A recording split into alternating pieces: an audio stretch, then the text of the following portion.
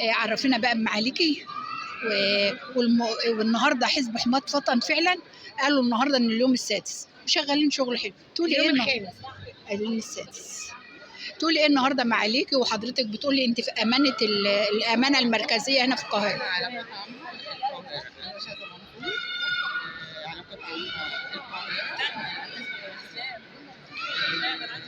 النهارده احنا فرحانين بالحاجة أكتر من أي حاجة، لأن احنا كان أهم حاجة عندنا الوعي، إن احنا نشتغل على الوعي.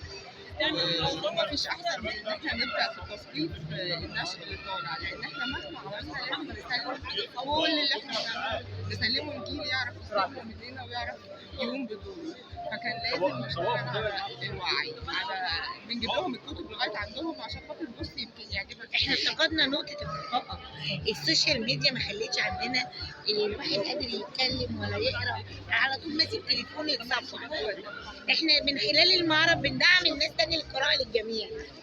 لا واحنا داخلين على موسم جديد برضو يا سماح. ما تدخلش وتخلي الناس تقعد تملى دماغك بحاجات بأفكار.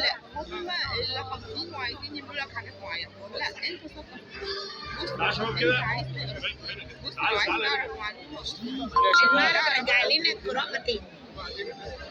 متعه القراءه دي محدش يشوفها، واحنا بنحاول نرجع تاني متعه القراءه لحد كل يوم قبل ما ينام يفتح.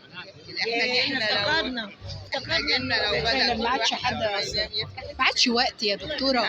الناس كلها في وقت بدل ما نمسك الموبايل الوقت اللي هيمسكوا فيه الموبايل يقروا فيه ويثقفوا نفسهم. اللي هو القراءة كده أصلا هي غذاء العقول فعلا، مش القراءة على الإنترنت وتفتح وتجيب كلها أكاذيب وكلها شائعات وكلها ما تعرفيش المعلومة الحقيقية فين. بالظبط كده، وكله غسيل دماغ، وكل واحد عنده هدف عايز يوصله. السيدة سوزان مبارك كانت قايمة زمان على عمل القراءة للجميع. من خلال حزب حماة وطن بنرجع تاني التاريخ وبنقول المعارض بتاعتنا موجودة، ويلا تعالوا اشتروا كتب ويلا نقرا ويلا نثقف نفسنا ويلا نشتغل. عايزين الجيل اللي طالع كده من أول الحضانة نشتغل عليه، نجيب لهم قصص تعبهم في القراءة. نسيب الموبايلات ونسيب، ما نخليش غذاء العقول في الموبايلات والتسمم تسمم العقول. انا بسميه تسمم حقيقي مش غذاء. فعلا. فاتمنى ربنا يعافينا يا كلنا رب، من يا رب، تسمم يا رب. العقول. أنا بشكر حضرتك وانا بشكر وعلى دورك حضرتك الفعال. ويا رب دايما مصرنا بخير وحزبنا فعلا